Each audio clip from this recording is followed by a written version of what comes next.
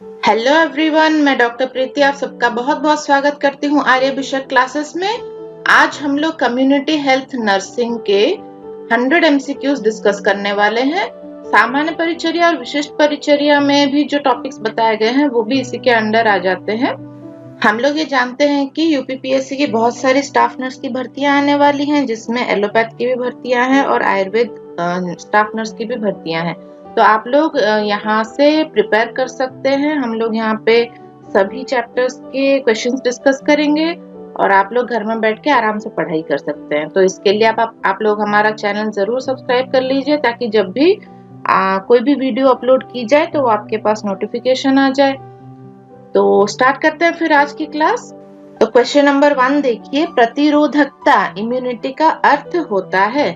Option में क्या क्या है? रोग से लड़ने की क्षमता, रोग उत्पन्न करने की क्षमता, बीमारी का इलाज, इनमें से कोई नहीं। तो आपको पता है कि जो हमारी इम्यूनिटी होती है, प्रतिरोधकता होती है, वो रोग से लड़ने की क्षमता होती है हमारे शरीर की। क्वेश्चन नंबर 2, ह्यूमरल इम्यूनिटी कहाँ से उत्पन्न होती है?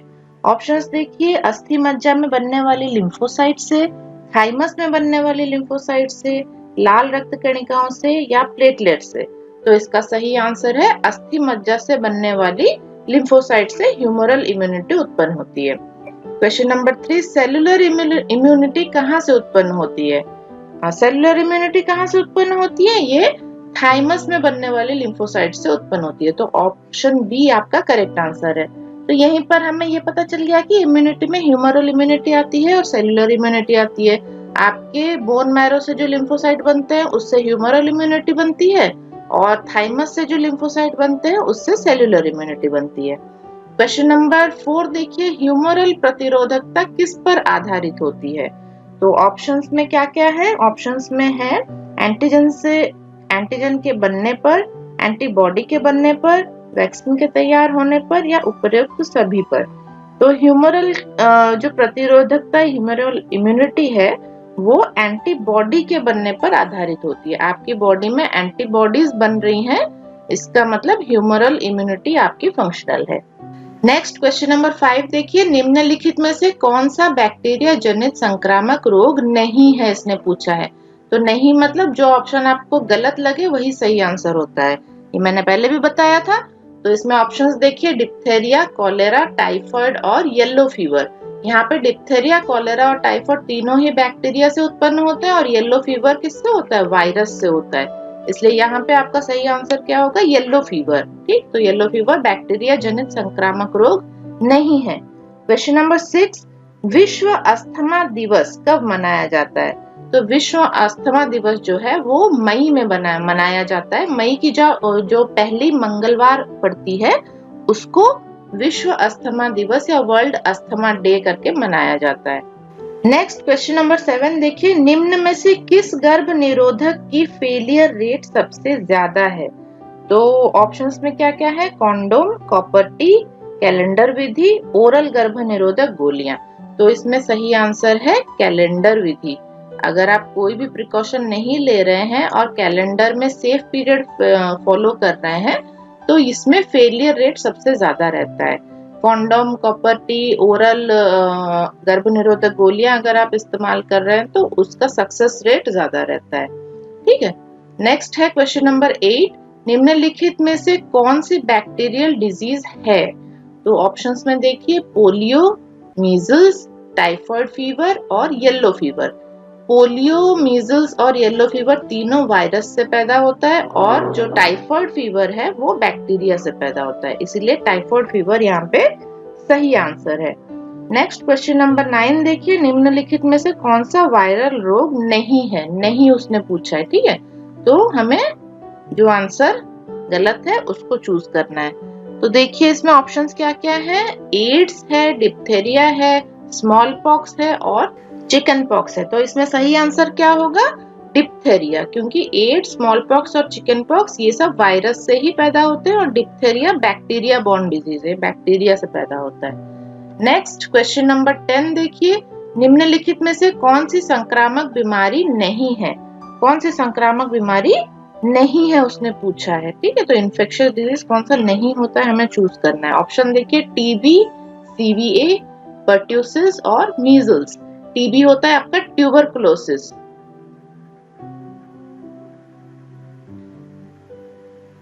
सीवीए क्या है? सेरिब्रोवास्कुलर अटैक, सेरिब्रोवास्कुलर अटैक, ठीक है। तो ये सीवीए यहाँ पे सही आंसर है। ये संक्रामक रोग नहीं है और इसमें ब्लड सर्कुलेशन में अगर कोई प्रॉब्लम होती है तो पेशेंट को पैरालिसिस वगैरह हो सकता है, पेशेंट को स्ट्रोक हो सकता है इसमें, ठीक है। बाकी जो तीन है टीबी, पर्ट्यूसिस और मीजल्स, ये संक्रामक रोग है, ये एक से दूसरे को फैलते हैं। नेक्स्ट क्वेश्चन है क्वेश्चन नंबर 11। एड्स एक है, एड्स क्या है? बैक्टीरियल रोग, वायरल रोग, फंगल रोग या प्रोटोजोअल रोग? तो एड्स का वायरस आप सभी को पता है, एचआईवी, ह्यूमन इम्यूनोडेफिशिएंसी वायरस होता है, ये एक तरह का वायरस है, तो ये वायरल रोग है, ठीक है, human immunodeficiency virus. Next question देखिए क्वेश्चन नंबर 12। बोर कमेटी का किस वर्ष गठित किया गया था? बोर कमेटी बनी थी, वो किस वर्ष में बनी थी? तो इसका सही आंसर है 1943 में बनी थी। ये आप सन इसका याद रखिएगा, सन 1943 में बोर कमेटी गठित हुई थी। नेक्स्ट क्वेश्चन नंबर 13 देखिए, सामुदायिक स्वास्थ्य नर्स, कम्युनिटी हेल्थ नर्स निम्नलिखित में से किस प्रकार की स्वास्थ्य सेवा प्रदान करती है? तो कम्युनिटी हेल्थ नर्स जो होती है उसका फंक्शन क्या रहता है, वो क्या क्या सेवाएं प्रदान करती है? तो इसका ऑप्शन में देखिए, preventive, promotive, curative and rehabilitative और ऑल। तो यहाँ पे सही आंसर है ऑल। रोगों से बचने का भी वो तरीका बताती है, प्रोमोटिव मतलब रोगों को ना बढ़ने का तरीका बताती है, क्यूरेटिव ट्रीटमेंट भी करती है और रिहेबिलिटेटिव जो लोग ठीक हो गए हैं वो पूरी तरह से ठीक हो जाए उस तरह का भी ट्रीटमेंट वो करती है। तो ये सारी ड्यूटीज एक कम्युनिटी हेल्थ नर्स की होती है। Next question number 14। निम्नलिखित में से कौन सी गतिविधि हेल्थ प्रमोशनल एक्टिविटी मानी जाती है? तो हेल्थ को प्रमोट करने के लिए आप क्या कर सकते हैं? ऑप्शंस में क्या क्या है? पब्लिक की सक्रिय भागीदारी, जोखिम भरे लोगों पर फोकस करना, आईईसी, इंफॉर्मेशन, एजुकेशन और कम्युनिकेशन, और डी में ऑप्शन है उपर्युक्त सभी। तो यहाँ पे सही आंसर है उपर्युक्त सभी, ठीक है। तो ये सारी चीजें चाहिए आपके हेल्थ को प्रमोट करने के लिए। नेक्स्ट क्वेश्चन नंबर 15 क्या है? होलिस्टिक कंसेप्ट के अनुसार स्वास्थ्य का क्या अर्थ है? तो होलिस्टिक कंसेप्ट में स्वास्थ्य क्या बताया गया है? ऑप्शंस देखिए, बीमारी का शरीर में अनुपस्थित होना, उचित शारीरिक स्वास्थ्य, sound body, sound mind, sound family और साउंड वातावरण, अच्छे सामाजिक संबंध। तो यहाँ पे ऑप्शन सी आपका करेक्ट आंसर है। उसकी बॉडी, माइंड, फैमिली और आसपास की एनवायरनमेंट सब कुछ अगर सही है तभी वो मनुष्य स्वस्थ कहलाएगा, ठीक है। नेक्स्ट क्वेश्चन नंबर 16 देखिए, क्वेश्चन नंबर 16 क्या है? निम्नलिखित में से कौन सा दिवस 11 जुलाई को आता है?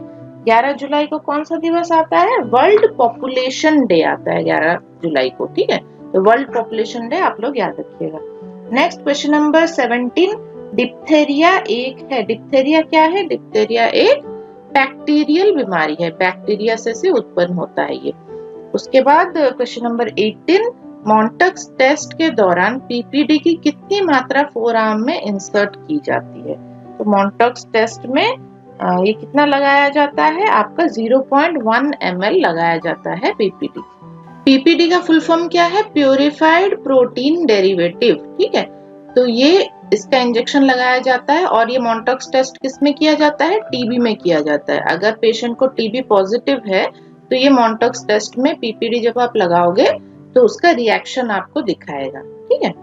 नेक्स्ट क्वेश्चन नंबर 19 देखिए, 19 में क्या लिखा है? डॉट्स की फर्स्ट कैटेगरी की इंटेंसिव फेज में कौन सा ट्रीटमेंट दिया जाता है? डॉट्स आप सभी को पता है, ये टीबी के इलाज में डॉट्स थेरेपी बताई गई है। तो इसमें ए ऑप्शन आपका सही आंसर है, 2HRZE3। इसका मतलब क्या है? इसका मतलब है H का मतलब है आइसोनाइजिड, R का मतलब है रिफेम्पिसिन, Z का मतलब है पायराजिनामाइड और E का मतलब है इथैम्बुटल। ये सप्ताह में 3 बार 2 माह तक दी जाती है, ठीक है। नेक्स्ट क्वेश्चन है question number 20। Red cross society का जन्मदाता कौन था? रेड क्रॉस सोसाइटी किसने बनाई थी? तो इसका आंसर है हेनरी ड्यूनेंट। हेनरी ड्यूनेंट ने रेड क्रॉस सोसाइटी बनाई थी। ऑप्शन बी आपका सही आंसर है। क्वेश्चन नंबर 21 देखिए, डॉट्स की सेकंड कैटेगरी की इंटेंसिव फेज में कौन सा ट्रीटमेंट दिया जाता है? तो इसमें कौन सा ट्रीटमेंट दिया जाता है सेकंड फेज में? बी आपका सही आंसर है, 2HRZES whole 3 plus 1HRZE whole 3। ठीक है, तो अभी अभी मैंने आपको बताया था HRZE के फुल फॉर्म, तो फिर से एक बार मैं आपको बता देती हूँ, ये आप याद रखिए। H का मतलब है आइसोनाइजिड, R का मतलब है रिफैम्पिसिन, Z का मतलब है पायराजिनामाइड, E का मतलब है इथेम्बुटोल और S का मतलब है स्ट्रेप्टोमाइसिन। तो इसमें क्या करना है? पहला ये जो होल 3 बताया गया है, मतलब सप्ताह में 3 बार प्रथम 2 महीने तक देना है। उसके बाद देखिए 1 लिखा हुआ है, तो ये 1 महीने तक देना है सप्ताह में 3 बार, और इसमें से स्ट्रेप्टोमाइसिन हटा दिया है। ठीक है, HRZE सिर्फ है, आइसोनाइजिड, रिफैम्पिसिन, पायराजिनामाइड और एथेम्बुटोल। इसको आपको सप्ताह में 3 बार 1 महीने के लिए देना है। ये इसके फॉर्मूला का ये मतलब है। तो यहाँ पे मैंने लिख दिया है इन सब के मीनिंग, आप इसको अच्छे से याद रखिएगा। H का मतलब है आइसोनाइजाइड, R का मतलब है रिफाम्पिसिन, Z हो गया पायराजिनामाइड, E हो गया इथेम्बुटोल और S हो गया स्ट्रेप्टोमाइसिन। ये आपको सप्ताह में 3 बार देना है, 2 महीने तक देना है। उसके बाद सेकेंड फेज में आपको क्या करना है? इसके बाद 1 महीने के लिए आपको इसे चलाना है और स्ट्रेप्टोमाइसिन बंद कर देना है। ठीक है, सप्ताह में 3 बार। नेक्स्ट क्वेश्चन देखिए, क्वेश्चन नंबर 22। क्वेश्चन नंबर 22 क्या है? डॉट्स की कैटेगरी फर्स्ट में कंटिन्यूएशन फेज के दौरान कौन सा ट्रीटमेंट दिया जाता है? तो कंटिन्यूएशन फेज में इंटेंसिव फेज हो गया, इंटेंसिव फेज के बाद कंटिन्यूएशन फेज आ जाएगा, तो इसमें कौन सा ट्रीटमेंट चलेगा? इसमें ऑप्शन डी जो है आपका 4HR होल 3 ये चलेगा। ठीक है, तो इसका मतलब क्या है? आइसोनाइजिड और रिफैम्पिसिन आपके 4 महीने तक चलेंगे, सप्ताह में 3 दिन आपको देना है। आइसोनाइजिड और रिफैम्पिसिन आपको चलाना है कंटिन्यूएशन फेज। ठीक है, 4 महीने तक। नेक्स्ट क्वेश्चन है, HIV संक्रमण के दौरान क्या होता है? प्रतिरोधक क्षमता बढ़ती है, प्रतिरोधक क्षमता कम होती है, प्रतिरोधक क्षमता स्थिर रहती है या प्रतिरोधक क्षमता घट या बढ़ सकती है? तो इसका आंसर क्या है सही? प्रतिरोधक क्षमता कम हो जाती है। जो HIV जो वायरस है उसका फुल फॉर्म ही बताता है, ह्यूमन इम्यूनो डेफिशिएंसी वायरस है ये। तो ये इम्यून सिस्टम को डेफिशिएंट कर देता है, इम्यूनो डेफिशिएंसी। ठीक है, ये कम कर देता है इम्यून सिस्टम को। नेक्स्ट क्वेश्चन नंबर 24, निम्नलिखित में से किस संक्रामक रोग में त्वचा पर चकत्ते सामान्यतः नहीं दिखाई देते हैं? तो ये नहीं बड़े ध्यान से पढ़ना है, चकत्ते नहीं दिखाई देते हैं। तो इसमें ऑप्शंस क्या क्या दिया है? चिकन पॉक्स, मीजल्स, पोलियो और रूबेला। सही आंसर क्या है? पोलियो। पोलियो में स्किन में कोई चेंजेस नहीं नजर आते। चिकन पॉक्स में, मीजल्स में, रूबेला में आपको स्किन इरप्शंस दिखाई देते हैं, लेकिन पोलियो में नहीं दिखाई देते हैं। नेक्स्ट क्वेश्चन नंबर 25, भारत में मृत्यु का पंजीकरण कितने दिनों के अंदर करवाना अनिवार्य है? अगर किसी पर्सन की मृत्यु हो जाती है तो कितने दिनों के अंदर आपको सर्टिफाई उसको करना है, सर्टिफिकेट आपको बनवाना है? वो है, सही आंसर है 21 डेज, 21 दिन। ठीक। नेक्स्ट है क्वेश्चन नंबर 26, कुकुर खांसी सबसे ज्यादा किस आयु समूह में होती है? कुकुर खांसी सबसे ज्यादा 0 से 5 साल की उम्र के अंदर होती है। ठीक है, कुकुर खांसी आपकी हुपिंग कफ कही जाती है इसको, या इसको पर्ट्यूसिस भी कहते हैं। इसमें हुपिंग कफ होता है, तो इसको 5 साल के अंदर ही ये बीमारी ज्यादा होती है। 5 साल से कम वाले बच्चों को ये बीमारी ज्यादा होती है। नेक्स्ट है क्वेश्चन नंबर 27, निम्नलिखित में से कौन सी संक्रामक बीमारी है? तो संक्रामक बीमारी कौन सी है? ऑप्शंस देखिए, फ्रैक्चर, हेड इंजुरी, मम्प्स और रीनल ट्यूमर। तो यहाँ पे संक्रामक बीमारी कौन सी है? मम्प्स है संक्रामक बीमारी। मम्प्स एक से दूसरे को फैलती है, फ्रैक्चर तो नहीं फैलता, हेड इंजुरी नहीं फैलती। तो बाकी सारे ऑप्शंस आपके संक्रामक बीमारी में नहीं आते हैं, मम्प्स आपका संक्रामक बीमारी में आता है। क्वेश्चन नंबर 28, निम्न में से प्राथमिक स्वास्थ्य देखभाल के सिद्धांतों में शामिल नहीं है। तो ऑप्शंस क्या क्या है इसके? ऑप्शन ए समान बंटवारा, स्वास्थ्य सेवाओं का शहरीकरण, समुदाय की भागीदारी, उपयुक्त तकनीकी। तो इसमें सही आंसर क्या है? स्वास्थ्य सेवाओं का शहरीकरण। शहरीकरण किसी भी स्वास्थ्य सेवा का नहीं कराना है, स्वास्थ्य सेवा हर जगह पहुंचनी चाहिए, इसलिए नहीं पूछा है ना। तो ये प्राथमिक स्वास्थ्य देखभाल हर जगह पहुंचाने के लिए, सिर्फ शहरों के लिए नहीं है। नेक्स्ट क्वेश्चन नंबर 29, डिप्थेरिया का कॉजेटिव एजेंट क्या है? डिप्थेरिया का पॉजिटिव एजेंट कौन सा है? Corynebacterium diphtheriae. आप नाम याद रखिएगा, corynebacterium diphtheriae. Next question number 30, Mantoux test के दौरान पीपीडी कहां पर इंसर्ट की जाती है? तो पीपीडी कहां लगाई जाती है? पीपीडी आपके फोर आर्म में लगाई जाती है, ठीक है, फोर आर्म में ये टेस्ट किया जाता है। क्वेश्चन नंबर 31, टीबी के मरीजों को कौन सी कैटेगरी में स्ट्रेप्टोमाइसिन के इंजेक्शन लगाए जाते हैं? टीबी के मरीज स्ट्रेप्टोमाइसिन अभी थोड़ी देर पहले हमने पढ़ा था, तो ये कौन से कैटेगरी में आएंगे? स्ट्रेप्टोमाइसिन वाले कैटेगरी 2 में आएंगे ये, ठीक है। तो कैटेगरी 2 में आपको स्ट्रेप्टोमाइसिन का इंजेक्शन भी लगाना है। क्वेश्चन नंबर 32, त्वचा पर चकत्ते उत्पन्न होना किस बीमारी का सबसे महत्वपूर्ण क्लिनिकल लक्षण है? तो सबसे महत्वपूर्ण लक्षण में ये देखिए बीमारी क्या क्या दी है, टीबी, एड्स, मीजल्स और टिटेनस। तो इसमें सही आंसर आपका है मीजल्स। मीजल्स में ही त्वचा में चकत्ते बनते हैं, बाकी इन डिजीजेस में त्वचा में कोई इरप्शंस नहीं होता है। क्वेश्चन नंबर 33, काली खांसी और डिप्थेरिया नामक बीमारियां मुख्यतया किसके द्वारा फैलती है? ऑप्शन है विटामिन की कमी के द्वारा, वायरस के द्वारा, ड्रॉपलेट संक्रमण के द्वारा, दूषित पानी के द्वारा। तो ये सही आंसर है, ड्रॉपलेट संक्रमण के द्वारा ये बीमारी फैलती है। ड्रॉपलेट संक्रमण क्या होता है?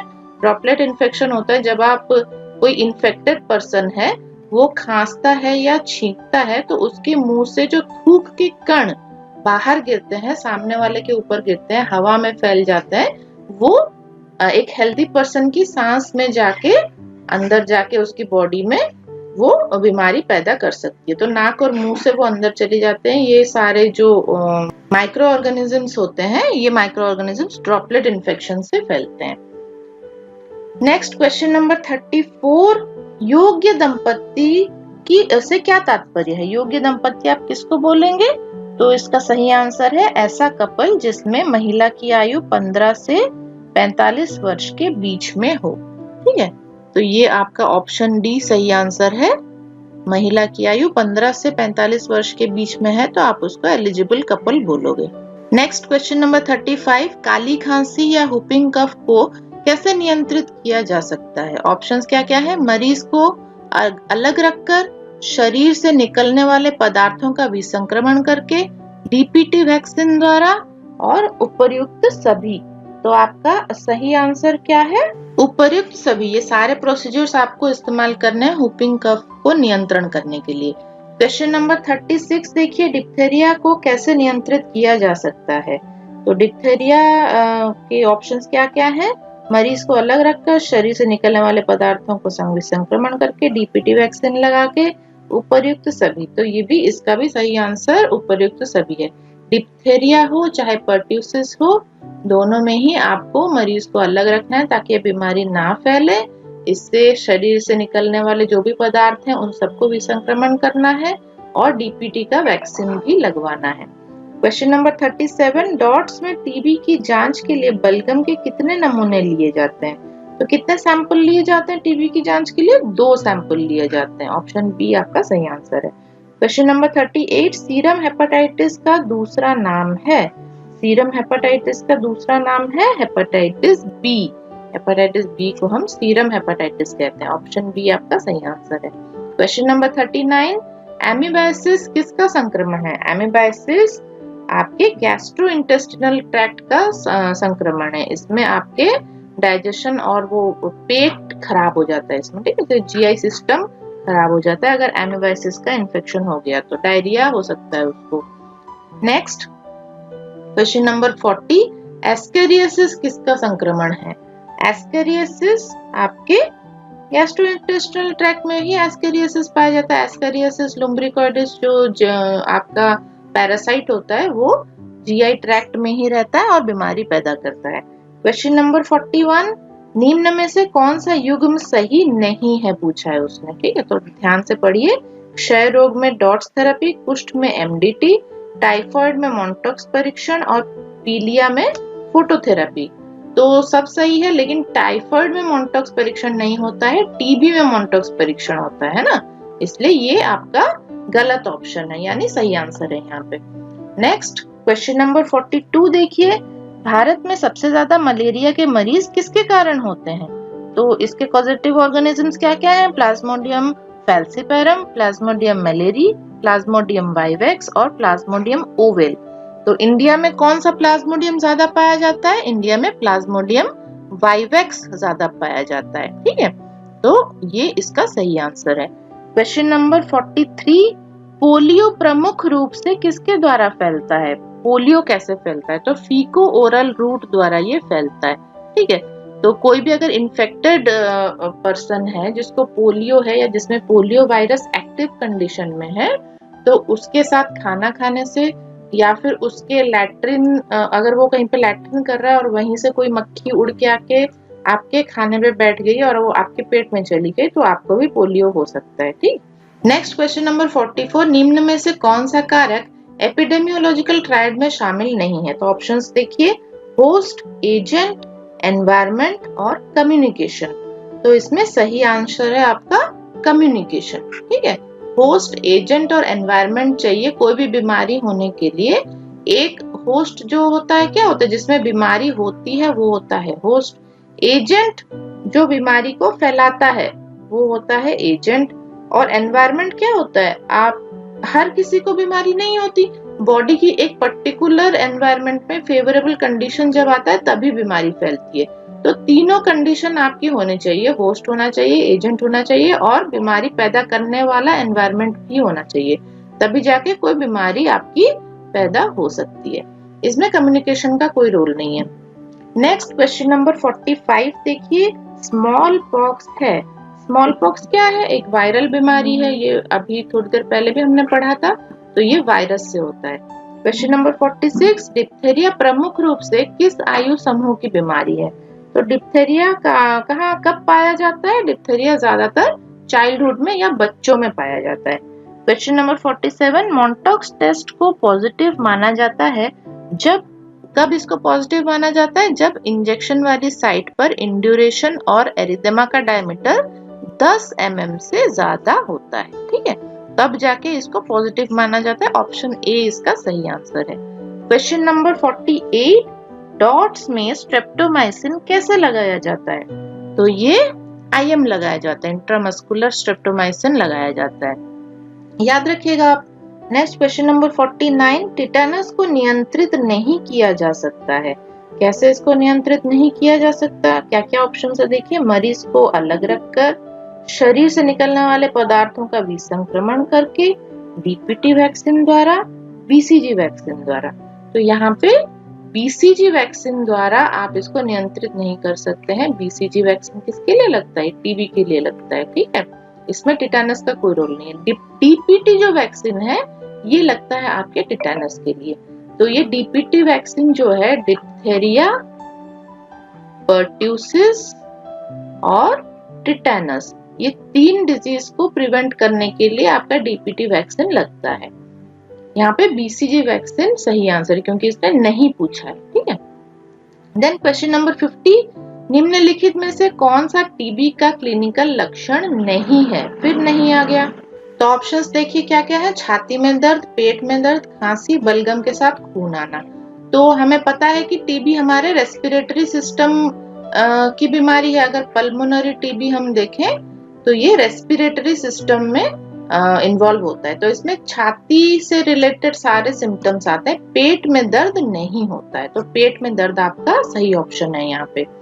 नेक्स्ट क्वेश्चन है क्वेश्चन नंबर 51, हेपेटाइटिस ए किस माध्यम से फैलता है? तो हेपेटाइटिस ए आपके फीको ओरल रूट द्वारा ही फैलता है। ऑप्शन ए सही आंसर है। क्वेश्चन नंबर 52, हेपेटाइटिस बी है एक। हेपेटाइटिस बी क्या है? Water borne disease, bacteria borne disease, blood borne disease, both A and C. तो इसका सही आंसर है ब्लड बॉर्न डिजीज। अगर इन्फेक्टेड ब्लड के कांटेक्ट में आ जाए तो हेपेटाइटिस बी फैल सकता है। नेक्स्ट क्वेश्चन है 53, कॉलेरा किस माध्यम से फैलता है? ऑप्शंस देखिए, मल से दूषित पानी के द्वारा, दूषित भोजन के द्वारा, संक्रमित हाथ के द्वारा, उपर्युक्त सभी। उपर्युक्त सभी इसका सही आंसर है। कॉलेरा आपके मल, भोजन और संक्रमित हाथ, संक्रमित पानी से फैल सकता है। क्वेश्चन नंबर 54 क्या है? बहुत ज्यादा पतले दस्त होने के बाद उल्टियां होना किस बीमारी का लक्षण है? तो ये कॉलेरा का ही लक्षण है। कॉलेरा, इसमें क्या होता है? पतले दस्त होते हैं, फिर उल्टियां भी होती हैं। क्वेश्चन नंबर 55, चावल के पानी जैसा मल किस बीमारी का लक्षण है? तो ये भी कॉलेरा का लक्षण है। ठीक है, चावल के पानी जैसा मल आता है, बिल्कुल राइस वाटर स्टूल जिसको बोलते हैं, ये कॉलेरा में देखने को मिलता है। देन क्वेश्चन नंबर 56, धसी हुई आंखें, पिचके हुए गाल, कम तापक्रम व मूत्र की मात्रा कम होना किस स्थिति के लक्षण है? तो ये किस स्थिति के लक्षण है? ये आंख अंदर चली जाएगी, गाल अंदर चला जाएगा, ये डिहाइड्रेशन के लक्षण है। बहुत ज्यादा जब लैट्रिन होने लगती है, कॉलेरा हो जाए या फिर डिसेंट्री हो जाए, तो उसमें डिहाइड्रेशन हो सकता है और हाथ, मुंह, आंख सब सूख सकता है। ठीक है, तो शरीर का जो पानी का कंटेंट है वो कम हो जाता है, इसी कंडीशन को डिहाइड्रेशन बोलते हैं। नेक्स्ट क्वेश्चन है क्वेश्चन नंबर 57, एमीबाइसिस का कॉजेटिव ऑर्गेनिज्म क्या है? एमीबाइसिस किसकी वजह से होता है? ई हिस्टोलिटिका, एंटामोeba हिस्टोलिटिका, एंटामीबा हिस्टोलिटिका। ठीक है। नेक्स्ट क्वेश्चन नंबर 58, एस्केरियासिस का कॉजेटिव ऑर्गेनिज्म कौन है? Ascariasis lumbricoides. ये कॉजेटिव ऑर्गेनिज्म आप सभी डिजीज का याद रखिएगा, ये एग्जाम में बहुत आता है। तो एस्केरिस लुम्ब्रिकॉइड्स इसका कॉजेटिव ऑर्गेनिज्म है, एस्केरियासिस का। नेक्स्ट क्वेश्चन नंबर 59, ड्रैक्यूंकुलोसिस का पॉजिटिव ऑर्गेनिज्म क्या है? ये है डी मेंडिनेंसिस। ड्रैक्यूंकुलोसिस मेंडिनेंसिस इसका पॉजिटिव ऑर्गेनिज्म है। देन क्वेश्चन नंबर 60, मलेरिया का पॉजिटिव ऑर्गेनिज्म कौन है? वो है प्लाज्मोडियम। ये 4 प्रकार के हैं, हमने पढ़ा था अभी थोड़ी देर पहले। तो प्लाज्मोडियम मलेरिया कराता है। क्वेश्चन नंबर 61, हेल्थ मेंटेनेंस के स्वच्छता संबंधी पहलू में शामिल होता है। तो देखिए क्या क्या ऑप्शन है? व्यक्तिगत स्वच्छता, घरेलू स्वच्छता, वातावरणीय स्वच्छता और उपर्युक्त सभी। तो इसका सही आंसर है उपर्युक्त सभी। व्यक्तिगत स्वच्छता भी होनी चाहिए, घर में भी स्वच्छता होनी चाहिए, वातावरण में भी स्वच्छता होनी चाहिए, तभी जाके हाइजीन या हेल्थ मेंटेन हो सकता है। क्वेश्चन नंबर 62, विश्व स्वास्थ्य संगठन ने किस दिन विश्व को स्मॉल पॉक्स से मुक्त घोषित किया था?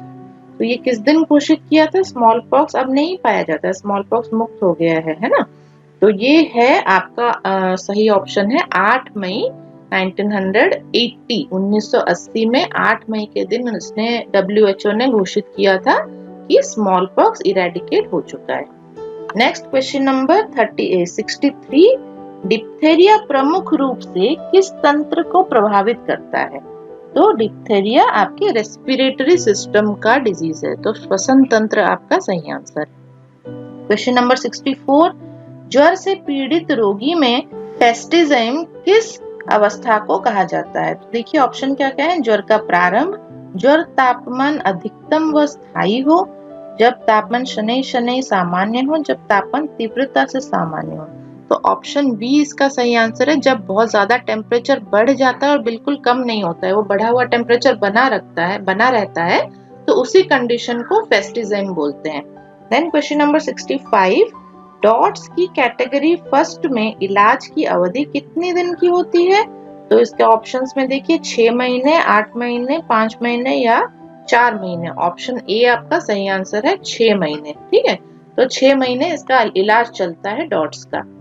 नेक्स्ट क्वेश्चन है, डॉट्स की सेकंड कैटेगरी में इलाज की अवधि कितनी होती है? अगर सेकंड कैटेगरी में हो तो इसके इलाज की अवधि होती है 8 महीने। 8 महीने तक मेडिसिन लेना पड़ता है। देन क्वेश्चन नंबर 67, MMR का टीका निम्न में से किस बीमारी से बचाव नहीं करता है? ठीक, नहीं पूछा है इसने, तो किससे बचाव नहीं करता? ऑप्शंस क्या क्या है? मम्प्स, मेनिंगोकोकल मेनिंजाइटिस, रुबेला और खसरा। तो ये जो MMR है ये मम्प्स, रुबेला और खसरा के लिए दिया जाता है। मेनिंगोकोकल मेनिंजाइटिस में इसका कोई रोल नहीं है। ठीक है। देन एस्केरियासिस किस माध्यम से फैलता है? क्वेश्चन नंबर 68 देखिए, ऑप्शंस क्या क्या है? Sexual contact, feco oral, droplet infection और इन्फेक्टेड नीडल्स। तो एस्केरियासिस भी फीको ओरल रूट से फैलता है। अगर कोई इन्फेक्टेड पर्सन है, उसका फीसेस वो बाहर कहीं पे लैट्रिन कर रहा है, वहां से मक्खी बैठ के आपके खाने पे आके बैठ रही है, तो आपको भी एस्केरियासिस हो सकता है।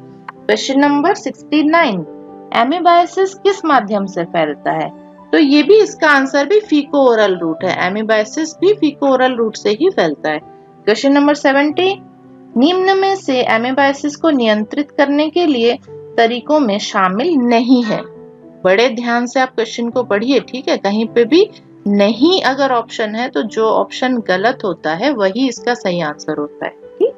तो देखिए ऑप्शंस में क्या क्या दिया है। मानव मल का सुरक्षित डिस्पोजल, टीएबी वैक्सीन, जल के स्रोत को प्रदूषण से बचाना और भोजन की स्वच्छता। तो इसका सही आंसर है टीएबी वैक्सीन। ये टीएबी वैक्सीन एमीबायसिस के लिए नहीं होता है। क्वेश्चन नंबर 71, निम्न में से एस्करियासिस को रोकने के तरीकों में शामिल नहीं है। एस्करियासिस के तरीकों में भी नहीं पूछा है इसमें। देखिए मानव मल का सुरक्षित डिस्पोजल, टीएबी वैक्सीन, जल के स्रोत को प्रदूषण से बचाना, भोजन की स्वच्छता। तो इसमें भी ऑप्शन बी ही आपका आंसर है। टीएबी वैक्सीन आपकी एस्करियासिस के लिए भी नहीं होती है।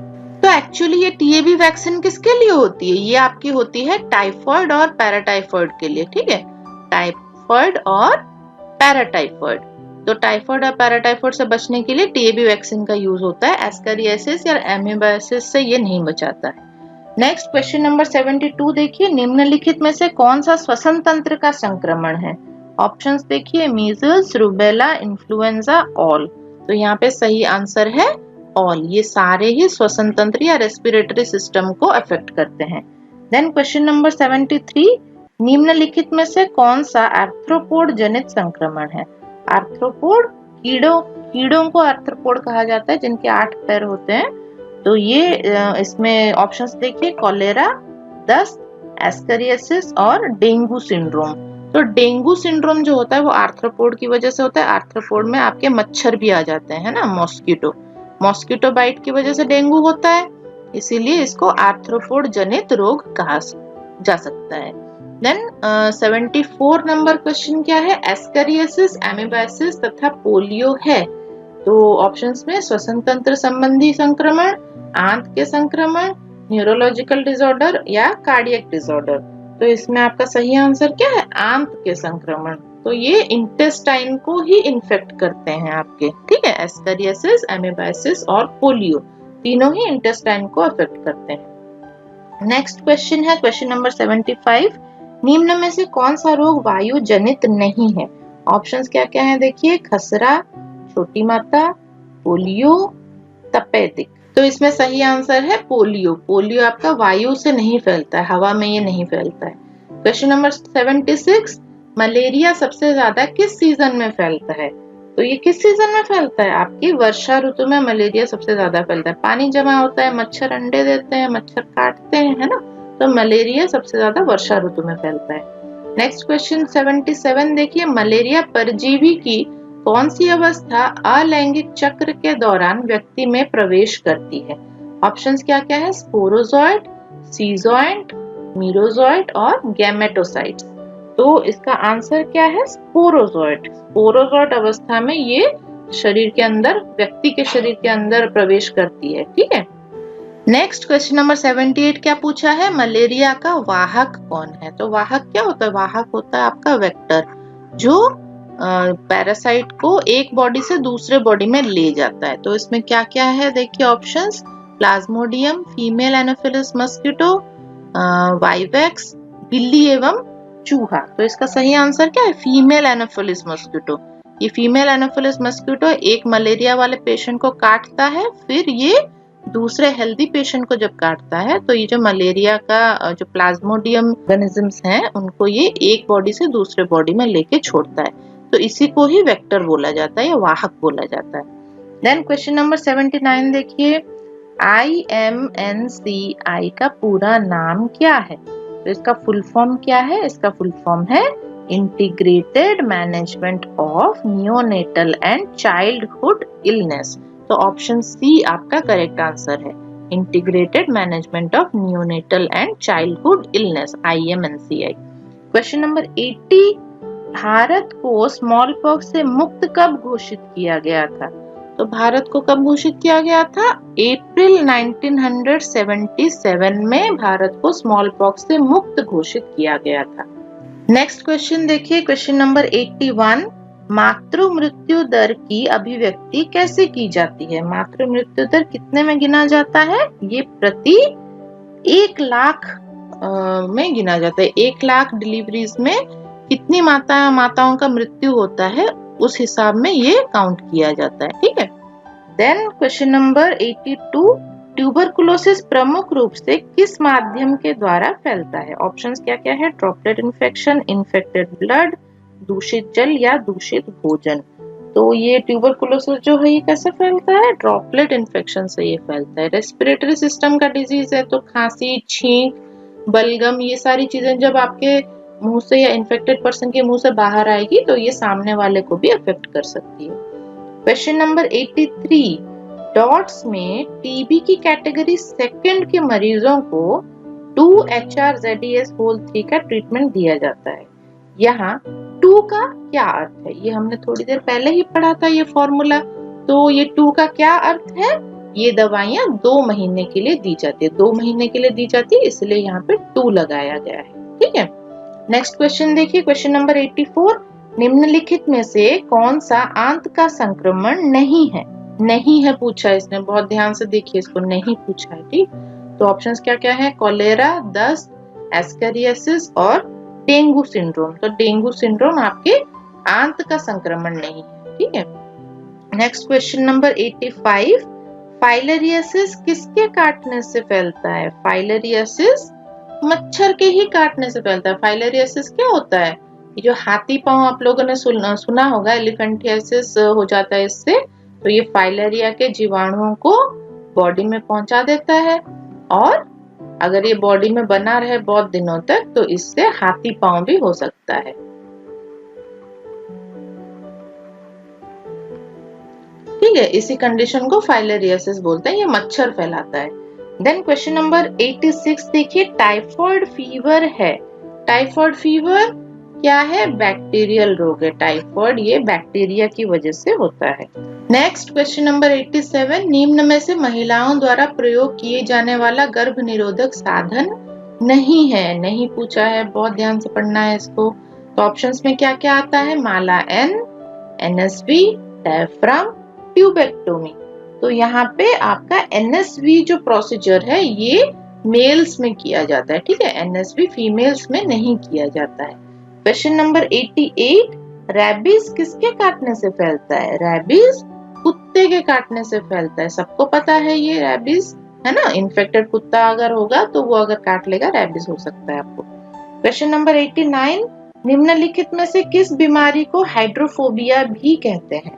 तो किस बीमारी में पानी से डर लगता है? बोलता है ना, पानी से डर लगता है उसको हाइड्रोफोबिया। हाइड्रो मीन्स पानी, फोबिया मीन्स डर।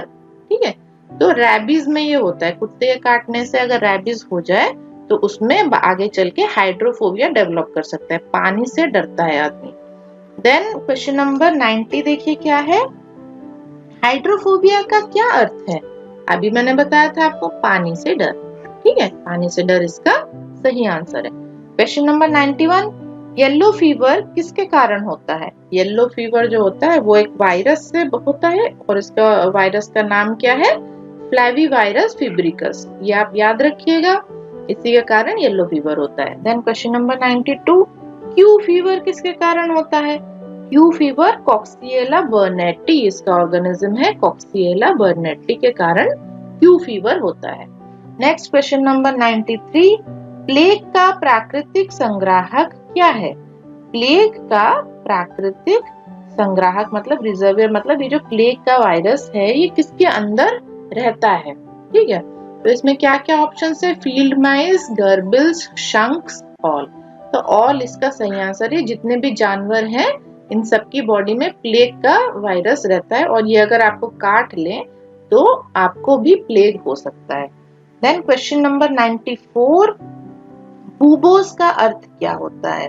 बुबोस देखिए क्या है option? Enlarged tender lymph nodes, enlarged bones, enlarged tender arteries और टेंडर मसल्स। तो बुबोस का अर्थ है एनलार्ज्ड टेंडर लिम्फ नोड्स। ठीक है, ये आपके प्लेग में ही पाया जाता है। अगर किसी को प्लेग हो जाता है, कहीं जिस एरिया में काटा होता है उस एरिया के आसपास के जो लिम्फ नोड्स होते हैं वो काफी उसमें इन्फ्लामेशन आ जाता है, वो बड़े हो जाते हैं और टेंडर हो जाते हैं, दर्द होता है उसमें बहुत तेज। ठीक है, तो उसी कंडीशन को, उसी लिम्फ नोड को बुबोज बोला जाता है। Next question number 95, health maintenance के लिए निम्नलिखित में से आवश्यक है। अगर हेल्थ मेंटेनेंस आपको करना है तो आपको क्या करना चाहिए? ऑप्शंस क्या क्या है? स्वच्छता, सुरक्षित वातावरण, पर्याप्त और व्यापक स्वास्थ्य सेवाएं, उपर्युक्त सभी। तो उपर्युक्त सभी इसका सही आंसर है। तीनों चीजें हमें चाहिए हेल्थ मेंटेनेंस करने के लिए। क्वेश्चन नंबर 96, निम्नलिखित में से कौन सी बीमारी दुनिया से उन्मूलन हो चुकी है? कौन सी हो चुकी है? ऑब्वियसली स्मॉल पॉक्स, ये इरेडिकेट हो चुका है, ये अब और किसी को नहीं होता है। देन क्वेश्चन नंबर 97, निम्नलिखित में से किस बीमारी में शिक टेस्ट किया जाता है? तो ये जो शिक टेस्ट है ये डिप्थेरिया में किया जाता है, ये आप याद रखिएगा, डिप्थेरिया इसका सही आंसर है। क्वेश्चन नंबर 98, टीबी के परीक्षण के लिए कौन सा इन्वेस्टिगेशन किया जाता है? तो क्या क्या है ऑप्शन में देखिए, sputum examination, chest X-ray, tuberculin test या ऑल। तो ऑल इसका सही आंसर है, सारे ही टेस्ट आपके टीबी में कराए जाते हैं। नेक्स्ट है क्वेश्चन नंबर 99, डॉट्स की कैटेगरी 2 में टीबी मरीजों को, फिर से फॉर्मूला आ गया यहाँ पे, 2HRZES होल 3 का ट्रीटमेंट दिया जाता है। यहाँ 3 का अर्थ क्या है? तो 3 का अर्थ क्या है? सप्ताह में 3 बार देना है। ये फॉर्मूला अभी थोड़ी देर पहले हमने डिस्कस किया था, तो ये कहाँ लिखा है? देखिए ऑप्शन बी में लिखा है, ये दवाइयाँ 1 सप्ताह में 3 बार दी जाती हैं। ठीक है, इसीलिए यहाँ पे 3 लिखा है। नेक्स्ट लास्ट क्वेश्चन आज का है क्वेश्चन 100, प्लेग का सबसे कॉमन प्रकार क्या है?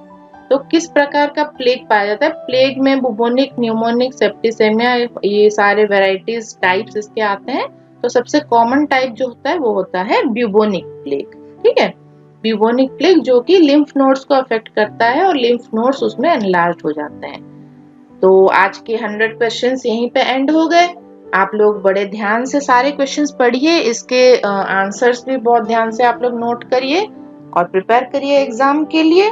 आज के लिए इतना ही, फिर मिलेंगे नेक्स्ट क्लास में और भी हम बहुत सारे क्वेश्चंस डिस्कस करेंगे। तब तक आप लोग हमारा चैनल जरूर सब्सक्राइब कर लीजिएगा, ये वीडियो शेयर करिएगा अपने सभी दोस्तों के साथ जो लोग एग्जाम दे रहे हैं, और ताकि वो लोग भी घर में बैठ के पढ़ाई कर सके, है ना।